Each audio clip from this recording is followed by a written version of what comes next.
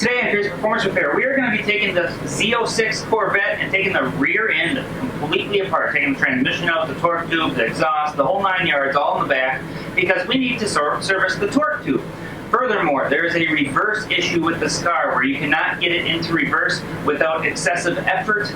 There is a specific mechanism that we will be addressing, so stay tuned.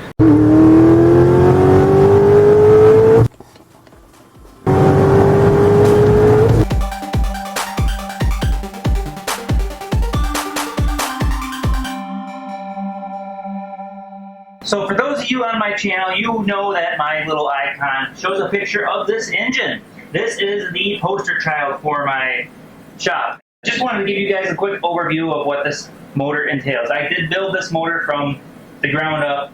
It is a fully built LS7 with a ERL block. It is going to make around the 1,000 horsepower wheel mark as soon as we get it on the rollers to actually check it, but we have not had the chance to do that yet.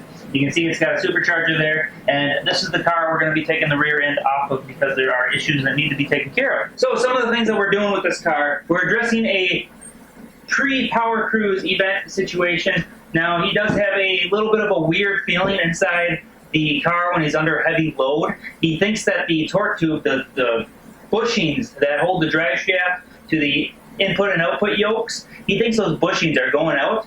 So we're going to be replacing that, and we're not just going to replace the bushings, we're actually going to replace it with this full drive shaft that is a bushingless system. So basically this takes place of not only the factory drive shaft, which is much smaller, but it also replaces it in place of the bushing, so it's a little bit longer. That way you can bolt this directly to the input and output yoke. We're also going to go ahead and do some urethane mounts on the transmission while we're there. An oil change, so we're going to address a little bit of the motor. We have to replace a little T-fitting in the engine bay. We're going to be doing some AC work. And of course, this is going to be a line lock. So we're going to put a line lock in the car if we get the time. We'll see how that works. I may not have time before power cruise, but we'll do as much as we can. Here is 7590, so that's going to be for the differential because we're changing fluids out. Got some switches. This is all line lock stuff, I believe. We have some seals and bearings.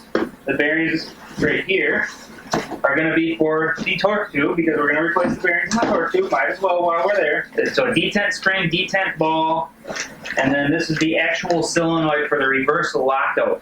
So this reverse lockout system is where the problem is with a lot of these cars. So we're going to go ahead and try to take care of that while it's all apart. Let's get the car in the air and start addressing what we need to address. This will probably be a multi-part series, I would imagine, because this is not going to be a quick, easy job. The drive shaft, just to get it R&R for factory, is I think 11 or some hours. So it's going to be easily over a day to do this job. And I'm going to go ahead and get started. Alright, I wasn't going to waste your time with pulling the wheels and that air dam off of there. I just wanted to get that out of the way quick. But we're going to go ahead and get started on the rest of this. Now, there's a couple things of note that are worthy with this particular car. And one of those things worthy of note is the differential on this car. You'll see these lines going in and out of it. Now this particular car, since it's the Z, it's got the Z06 package, it also has a cooler integrated into the differential. So this is kind of a unique thing for these Corvettes. This is pretty much just the Z. I believe it's just the Z that has this. So something to consider is that part in itself. Another thing is these frame channels. So the frame on the Z is all aluminum, whereas on any of the other Corvettes, it's the steel frame. So a little bit different there. And in this particular car, he has put an aftermarket knuckle in the back of it. And the reason for this knuckle is for these smaller diameter wheels, so you can get a nice big meats on this car to gain traction. So that's your little rundown on this car. I'm going to start with the exhaust, I think, because he wants me to shorten that up. So what we have here on the tailpipe system is this thing is actually a little bit long. So it sticks out a considerable amount of distance here past that air dam and the diffuser and the bumper itself. So I'm going to go ahead and take this and I'm going to be cutting this down. So I'm debating how I'm going to do that. I'm probably, I don't know, I'm looking at it now and I'm thinking I might just pull it down first. Oh, they got zip ties holding things together? Suppose that was so they could weld it maybe? I don't know, this must be a custom jobber. Well, regardless, I'm just going to go ahead and pull these off. I'll have to address that later when I get to putting the car back together because that's not going to be something I want to do right now. So I just noticed this.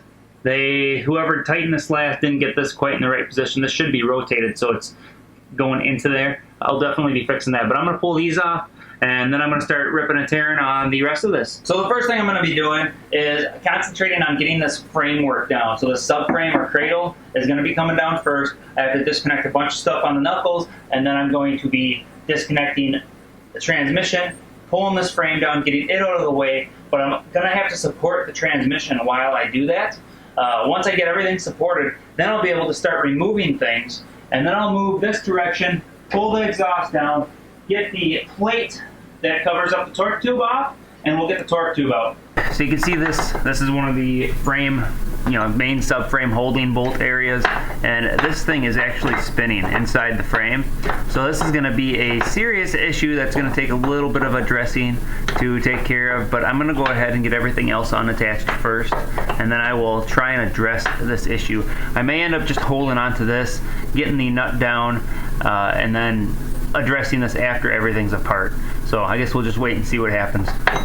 Okay, so as I'm trying to do things and evaluate things, I was trying to take what a part that would be best suited for making this as speedy as possible. You'd think after all the vets I've torn down I would know by now, but for some reason I just don't catch on. But I decided what I'm going to do is disconnect the top half here. So I'm going to be taking these bolts out. Now I wanted to make sure I noted something for you guys. When you take bolts like this out on a control arm, this particular car has shims behind here. Now normally these cars, when they have these things on the control arm, it's on both sides. I don't know why this only has one. I don't know if somebody removed them at some point or what, but usually these little like dust shield looking things are on both sides of these cars. But I'm going to go ahead and take these bolts out, and I'm going to catch the shims and keep them in order. I'm going to put them in a separate area where I won't lose track of where they're sitting. That way I can make sure the alignment's as close to possible what it was when I pulled it apart in the first place, but he's still going to be recommended to go get an alignment after this job. For those of you new to my channel, you probably haven't seen this yet, unless that's the video you discovered me on, but this is a contraption I built as a transmission jack, basically, and it's obviously built out of a cherry picker. I just have a little control, or an arm mechanism here, and a plate with a hinge point, and this thing works pretty great. So we'll go ahead and start dropping this down, and you guys get a chance to see what it does.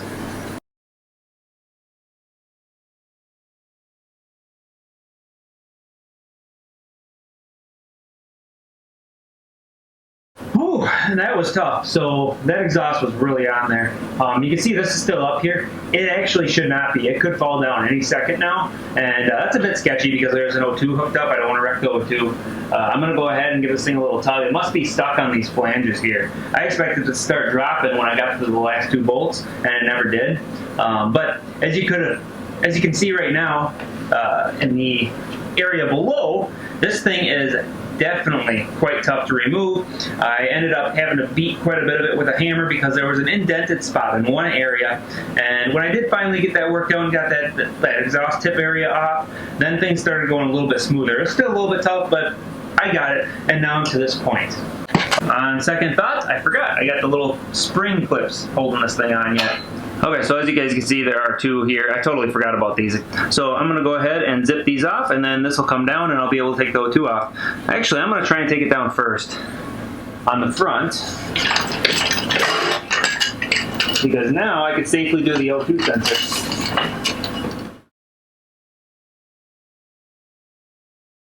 So as you can see, I'm pulling the bolts off, but I wanted to show you guys something in this little corner here. This is the original style bolt for this thing. You can see it's much smaller, and that head is much smaller because this is just a different style. It's got a bigger washer than what these ones do. Now these ones here I had to put on. Last time I had this thing, I had the motor out when I built the motor.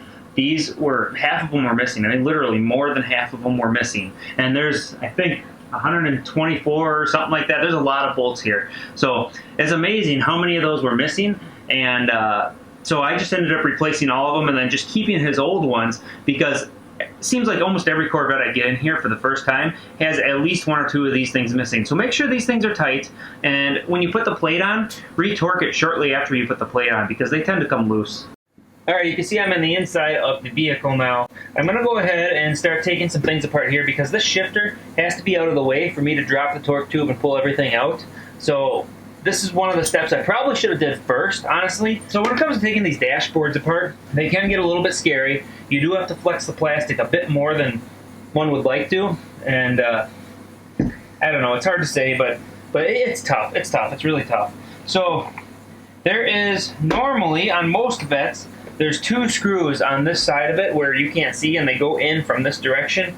And this one does not have that, so this one's a little different than what I'm used to. I suppose being the Z, they had to change it somehow.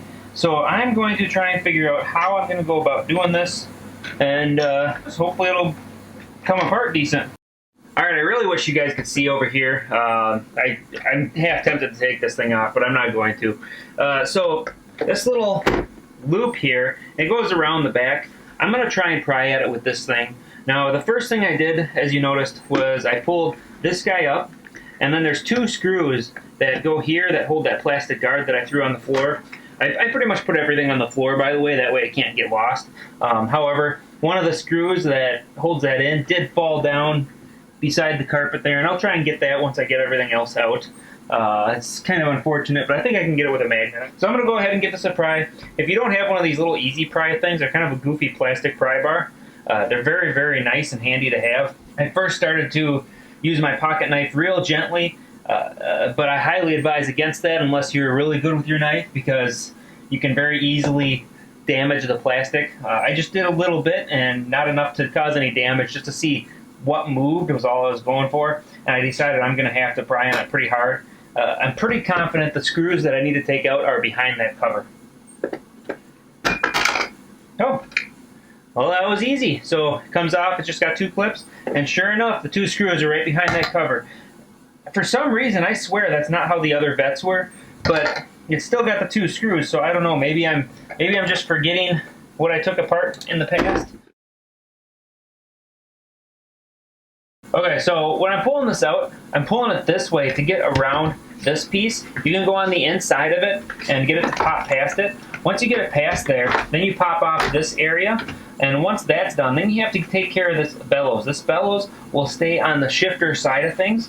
There's a like a goofy design on here that you're able to pop apart. There's also a piece of foam underneath this deal, like a noise dampener, and then of course you have a bunch of electrical connectors as well. You're just kind of, there's no way I can really show you, so you just have to try and figure it out on your own, because it's just too small of an area for me to be bringing the camera in here. Alright, so I was just trying to find the connector on this traction control button, and as I'm moving my hand around, the button actually separated internally. I'm not sure why it did that, and I'm not sure if it's even going to work again or not. I don't see any contact points, so I'm most likely going to be stuck replacing this button now. I see there's a broken plastic piece on here, and there's no piece down here, so maybe it was broken beforehand. I'm not sure, but either way, it's broken now, and I'm going to have to replace it.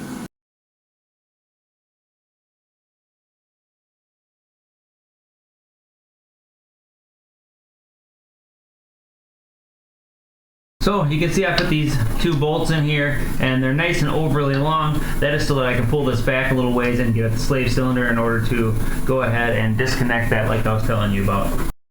Now there is also a wire loom up top of here that you have to pop out of some brackets. I'll try and remember to show you the brackets once I get this down. This particular one, I apparently put Allen heads in here, so it's going to be a little more of a challenge. Normally I like to have a 10 mil like the factory is for the bolts that hold this on. I must have lost it or something, but I can still get it, so I'll go ahead and do that quick. Okay, so I want to show you guys what we have here. So here is the bolt, and then there's another one on the other side there that you can't see, but these 2 bolts are the bolts that have to come out, so that's what I'm going to go for. Once those are out, this thing can slide this direction, and then I'll be able to pull the rest of this out. Okay, so I'm not sure how unstable this thing's going to be, but I have everything ready to go ahead and pull down. I imagine it's going to be quite front heavy. I might try and find some kind of strap or something quick, or just in case I need to hook it onto something. I mean, this is just a loop strap, but I think I can grab the exhaust here with it if I absolutely have to. So I'm going to keep this handy nearby just in case. I'm going to pop this down, and we'll see how things go, I guess. This is the first time I've tried to pull one of these down together. Usually I pull the transmission off first, but I want to see if this saves me any time and effort. Hopefully it will. Let's find out. I feel like something is snagging here, so I'm going to go take a look. Yeah, there's a harness or something attached over here. I'm losing a little gear lube out of the axle hole. Still feel like something's catching.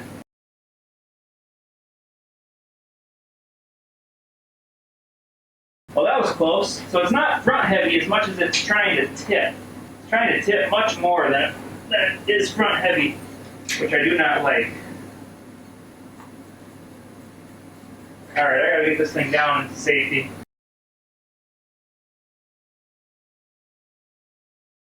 Okay, so as you can see, I have this thing down now to this point, but I can't leave it here. There's no way. So what I need to do is I need to get it down to the floor. I'm gonna do some evaluation here. I have some thinking to do.